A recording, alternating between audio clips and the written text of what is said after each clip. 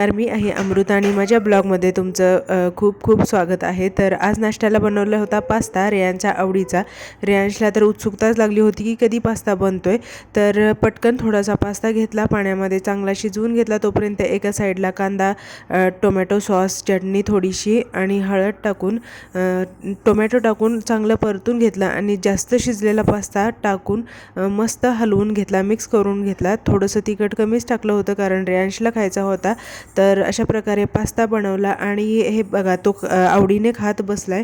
आणि दारामध्ये बी टाकले होते कारल्याचे, तर वेल त्याचा किती छान आला आहे बघा, खूपच सुंदर। आणि आज मला फरशी पुसायची होती तर माझं काम रेयांशनीच करून टाकलेलं होतं। हा आहे वेल जो की विकत आणलेल्या कारल्यांच्या बियांपासून तो ऑटोमॅटिक उगून आलेला आहे। मी फक्त बी टाकले होते मातीमध्ये।